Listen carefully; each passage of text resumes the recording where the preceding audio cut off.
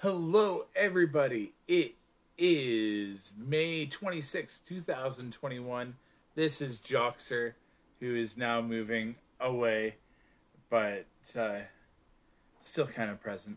As you can see, I'm sitting up a little bit more straight today. That's because my knee has been improving. Um, After a meeting with a doctor, they're like, yeah, it seems like you have gout in your knee. So, for those that know what it is, um, yeah, it hurts. It's doing a bit better today. I can sit straight. Um, I am still getting around a little bit with a crutch, but I don't need to rely on it nearly as much. Crutch much. Anyways, so thank you guys for your prayers. Um, Hopefully by tomorrow it'll be gone. I've never had gout medication work so quickly before, so I'm counting it down as a miracle of God. So yeah, uh, thank you guys for joining me for this devotional and Bible study. We're going to be reading Jesus is Calling for today and jumping into Ezekiel chapter 13. And I took a sneak peek at the titles for Ezekiel 13, and it's about false teachers. And that's kind of cool because I woke up today up to a couple messages about some false teachers. So I'm excited to see what God's going to reveal about that during today's live stream because, yeah, like I said, I woke up and I started thinking about that because of something else that a friend of mine messaged me about and what they were going through. So it's kind of exciting. But before we get to Ezekiel, we're going to read the devotional Jesus is Calling, written as if Jesus has written the book and is talking to you. It was actually written by Sarah Young, but it's written in that kind of a style. And Joxer was shedding, and his hairs are all over the place, making my face itch. So if I'm touching my face a lot, it's because I was petting Joxer. And yeah, he's shedding. Anyways, without further ado, Jesus is Calling for May 26. In a world of in a world of unrelenting changes, I am the one who never changes. I am the Alpha and the Omega, the first and the last, the beginning and the end. Find in me the stability for which you have yearned. I created a beautiful, ordered world, one that reflects my reflection. Now, however, the world is under the bondage of sin and evil. Every person on the planet faces gaping jaws of uncertainty. The only antidote to this poisonous threat is drawing closer to me. In my presence, you can face uncertainty with peace. And that was inspired by three different sections of the Bible. The first is, I am the Alpha and the Omega.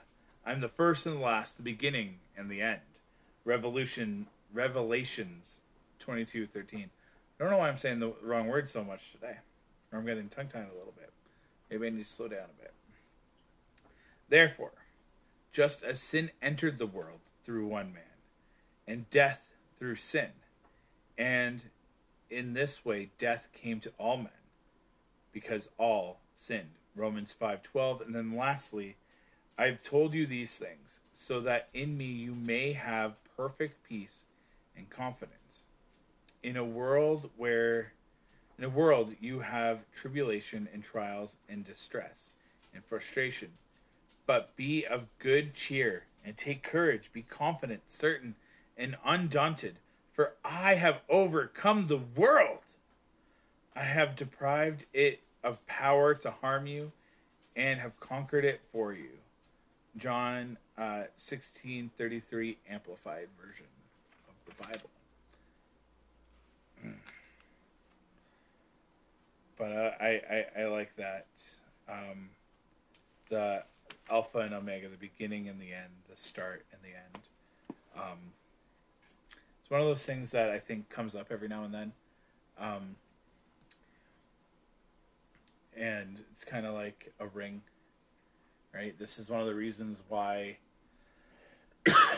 we use rings in wedding ceremonies. Is there's not really the seeming of a beginning or an end. It's just one continuous thing.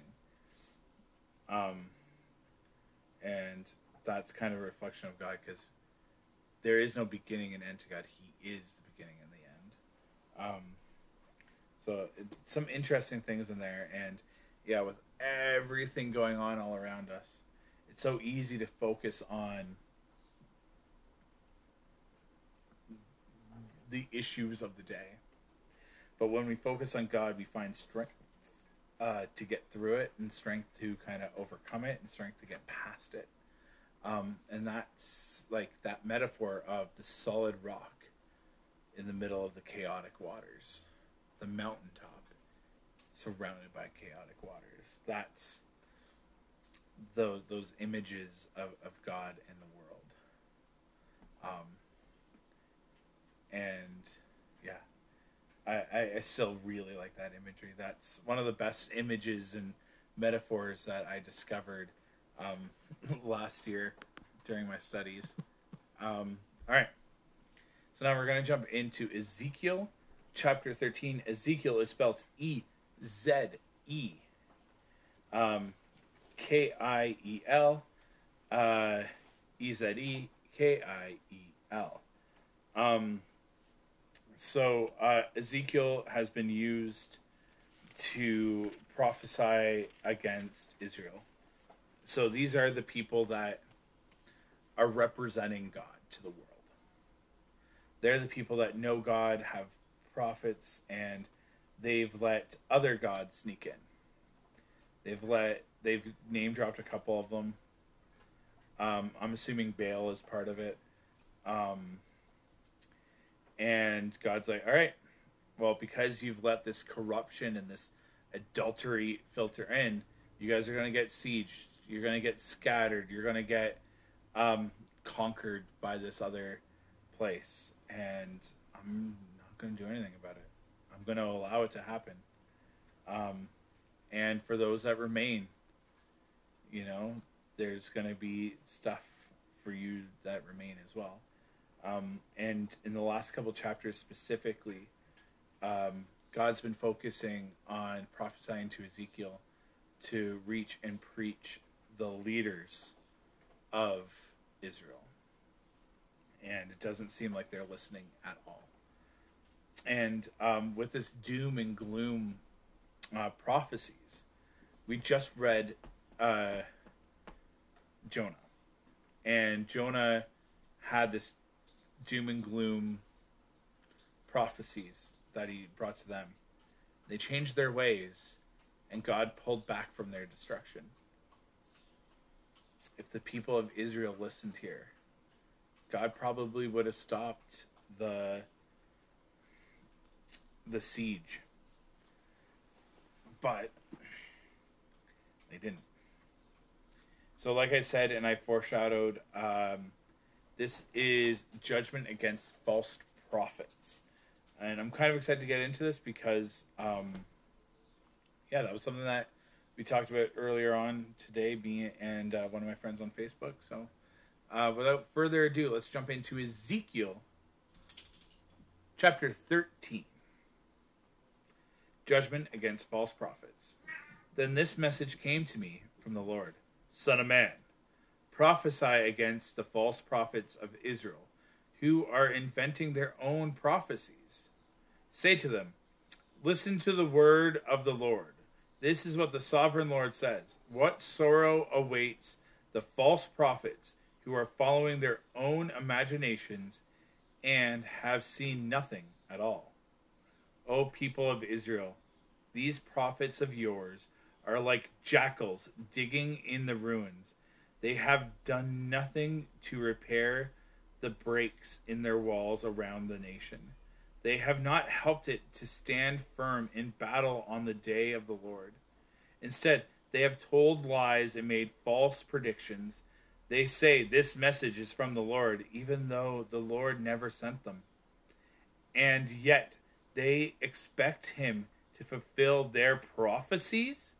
Can your visions be anything but false if you claim this message is from the Lord when I have not even spoken to you? Therefore, this is what the sovereign Lord says, because what you say is false and your visions are a lie. I will stand against you, says the sovereign Lord. I will rise my fist against all the prophets who see false visions and make lying predictions, and they will be banished from the community of Israel. I will blot their names from Israel's records, and they will never again set foot in their own land. Then you will know that I am the sovereign Lord. This will happen because these evil prophets deceive my people by saying all is peaceful when there is no peace at all. It's as if the people have built a flimsy wall, and these prophets are trying to reinforce it by covering it with whitewash. Tell this whitewashers that their wall will soon fall down. A heavy rainstorm will undermine it. Great hailstorms and mighty winds will knock it down. And when the wall falls, the people will cry out, "What happened to your whitewash?" Therefore, this is what the sovereign Lord says. I will sweep away your whitewash walls with a storm of indignation, with a great flood of anger, and with a hailstorm of fury. I will break down your wall right to its foundation, and when it falls, it will crush you. Then you will know that I am the Lord. At last, my anger against the wall and those who covered it with whitewash will be satisfied. Then I will say to you, the wall and those who whitewashed it are both gone. They were lying prophets who claimed peace would come to Jerusalem when there was no peace. I, the sovereign Lord, have spoken. Judgment against false women prophets. Now, son of man, speak out against the women who prophesy from their own imaginations. This is what the sovereign Lord says. What sorrow awaits you women who are ensnaring the souls of my people. Young and old alike, you tie magic charms on their wrists and furnish them with magic vials. Do you think you can trap others without bringing destruction on yourself? You bring shame on me among my people for a few handfuls of barley or a piece of bread. By lying to my people who love to listen to lies, you kill those who should not die, and you promise life to those who should not live. This is what the sovereign Lord says. I am against all your magic charms, which you use to ensnare my people like birds. I will tear them from your arms, setting my people free like birds set free from a cage. I will tear off the magic vials and save my people from your grasp. They will no longer be your victims. They will know that I am the Lord. You have discouraged the righteous with your lies, but I didn't want them to be sad. And you have encouraged the wicked by promising them life, even though they continue in their sin. Because all this, you will no longer talk of seeing visions that you never saw, nor will you make predictions, for I will rescue my people from your grasp. Then you will know that I am the Lord. May God add a blessing to the reading of his word. So there is a section here that foreshadows Matthew 7. So Ezekiel 13, 1-7. Then this message came to me from the Lord. Son of man, prophesy against false prophets of Israel who are inventing their own prophecies. Say to them, listen to the word of the Lord. This is what the sovereign Lord says. What sorrow awaits the false prophets who are following their own imaginations and have seen nothing at all. O people of Israel, these prophets of yours are like jackals digging in the ruins. They have done nothing to repair the breaks in the walls around the nation. They have not helped it to stand firm in the battle on the day of the Lord. Instead, they have told lies and made false predictions. They say this message is from the Lord, even though the Lord never sent them. And they expect him to fulfill their prophecies. Can your visions be anything but false if you claim this message is from the Lord when I have not even spoken to you? God tells Ezekiel to warn the people about the false prophets. Later, Jesus tells his disciples, beware of false prophets who come disguised as harmless sheep, but are really vicious wolves. Matthew 7 to 15. Yeah. Pretty stern warnings against false prophets. And in my experience, false prophets know these verses very well, and they know how to try to argue against them. But we're seeing the fallout of false prophets reaching the religious leaders. These false prophets poisoning the minds of the people of Israel, and the real destruction and pain that follows. They are misleading people into death that should be able to live. And they're promising life to those that should not be able, that shouldn't live, which is a very weird way of putting it.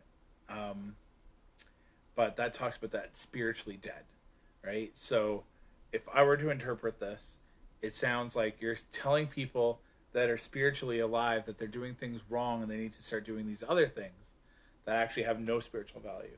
And these people that are doing these things that are worshiping other gods, you're telling them, yes, you're doing great, way to go. Like, yeah, that's awesome. Worship Baal, worship God, and that is awesome. God's going to be so happy with you. And no! The worst I've ever seen this is in Haiti. We got off the plane in Haiti, and we were traveling to the compound where we were staying. And I'd see a bunch of signs with like Jesus quotes, but it'd be like, like Jesus said this, drink Coke. Or, Jesus said this, go to your head shrink. It's like, wait, what? Like, they mixed like voodoo and just general advertisements with these cliche Christian terms. And because I was in a different country and different culture shock, and like I'm not exposed to voodoo much, it was like a light shining bright in my face. Like, wow, this is wrong. Not because it's a different culture, but because you're mixing the God of the Bible with voodoo. You're mixing the God of Bible with capitalism and marketing and things. And it's like, Jesus cares. What is going on? And that second one, I think, happens here in Canada a lot more, but we're a lot more blind to it. But the idea of worshiping two gods is something that the Bible speaks against. So if you're trying to worship two different gods and two different religions, you're going to fall short, and you're going to start making compromises, and you're probably not going to really be following one or the other. And misleading and muddling the message. I don't think it is possible to be a Christian and practice voodoo.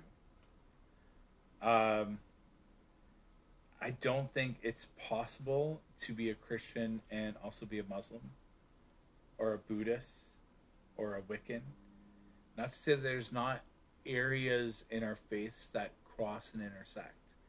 I know Wiccans, when they do their spells, it's a lot like Christians' prayers.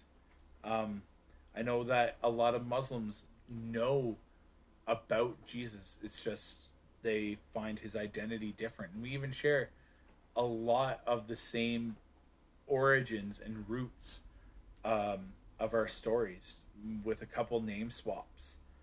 But their understanding on who Jesus is fundamentally different. So yes, there might be areas where our faiths intersect, but that is not grounds to believe and follow all of them.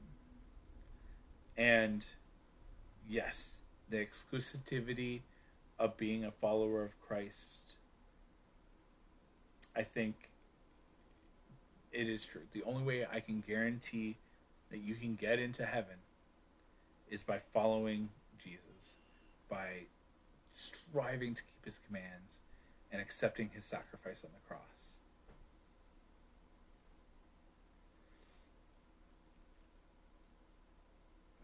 That's it. But exclusive, I think not. So much of the Bible it's not written to just these people for this specific time. It's written, and people in history have taken it that way, but it is for everybody. The average Christian is a black female and living in a hut, mid-40s, in the desert. That's what the average Christian globally, as of like 2018, that's what they looked like. If you were to take a poll, rich white Americans was not there, was not at the top. It was poor black, middle-aged female Africans. That was the top. That's where Christianity is thriving. The fact that in North America we think of like white, rich, middle-aged males is traditionally the go-to. Okay, if you're going to paint a picture of a Christian, what do they look like? Maybe even elderly male. In Dollywood, they have these statues of these Southern gospel singers, and it's like, okay, yeah, they're supposed to be Christian, and that's how we've had that painted in our heads here. But the reality of it is very different, as almost as opposite to that as you can almost get, which to me is really encouraging. Jesus is for everybody, just not how if you think that you don't fit into what a Christian can and should look like, I think you're wrong. Christians don't have one particular look or demographic or feel. It is a global kingdom of God, and the kingdom of God is not here on this earth. To be a citizen of the kingdom, to be a citizen of the kingdom of God, to be a Christian, doesn't mean that you need to be this nationality, that nationality, this wealth class or that wealth class, single, married, male, female. That does not matter. But, and as you're learning to follow God, there's going to be times when, you might rely on some of your teachings from other things that you know. But you can't serve two masters. You can't serve both God and money, but you can't serve both Baal and Jesus. So, and we see the consequences in the book of Ezekiel. We see the consequences of relying on magic and on charms, putting our faith in these man-made items, thinking that they're connected. Even crosses are things that we can put too much faith in. The cross is a representative and a reminder of what Christ did on the cross. And the cross was this instrument of punishment, this display of power and authority and might and justice and law for the Romans. But now, as Christians, because of what Jesus did, we look at the cross and we see it as a symbol of hope and forgiveness, not of punishment. God redeemed the cross, as he redeemed Israel, as he redeemed me, and as he wants to redeem you, or may have already redeemed you. Let us pray. AJC, awesome Jesus Christ, I thank you for the balance that happens here, that even though we're hearing these awful messages about false prophets and how they're leading people into destruction, how they're leading people into death, and how you take that super, super seriously, that these people can come and speak to you or speak of you or speak for you, yet you did not meet them at all. That they are taking the words of somebody else who might be representing you and echoing it to other people that are listening, or they're just coming up out of it with imaginations in their heads. The con artists and the liars and the thieves that are with us and among us today, help us give discernment to know not to listen to them, to not bring death into our own lives and into our own households. Let us have your mark on our forehead. Lord, help us to find you, to not just hear about you, but to follow you. Thank you for giving us your word that we can turn to, that we can read, that we can just sink into. And help us to stop worshiping the works of our hands and our own instruments of creation and destruction. Help us to look to you, who is the Alpha and the Omega, the beginning and the end. Everything that we have, everything that has life, you have given life to. And you know us so intimately from the beginning and the end of our lives. You are at the beginning and the end of our lives. You are at the beginning and the end. You are everything, Lord. So help us focus on you today. Help us to tune out false teachers. Help us to grasp onto you as you lead us through today. And I thank you that as early in Ezekiel, it's identified that yes, women can be prophets. Women can hear from you, but these women that are turning to magic and charms and man-made things and saying that they're from you, Lord. So often we just accept anything spiritual as from you, or someone saying like this came from God as truth and as gospel and infallible. But it's not true, Lord. Help us to hear your voice, especially in everyone that is claiming to be speaking with your voice. Give us clarity and help us to hear you amongst all the chaos. And help us not to fall into the snare and the trap of con artists and liars and thieves and those that just, help us, Lord. Guide us. Thank you. Amen. All right, guys. Have a fantastic rest of your Wednesday. Thank you once again for the prayers for my knee. With all this false prophet talk, there's a couple things that I find that are good. Is if someone has accountability, awesome. That's a good thing. Matthew 18 is a good principle to follow if you think that someone's mistalking. First step is go with them like one-on-one. Just be like, hey, I think you may have been off. And then if that doesn't work, maybe bring 2 or 3 others. And then if that doesn't work, bring them to the head of whoever's keeping them accountable. And then if that doesn't work, leave. Don't listen to them, or it can take it from there. And I think that's a good way of dealing with things. So I invite you, if you hear me say something that you're like, well, that was off, challenge me on it. And hopefully I'll receive it with grace. But yeah, challenge me on it. And I have people in authority that you can talk to, but come to me first. Then if a couple other people know about it. Be like, hey, this was off. There's something off here. And at churches, usually there's a board, there's a group or a committee that sits above the pastors and the preachers. False prophets are everywhere. They're on YouTube, they're on Facebook, they're in politics, and they're in our churches.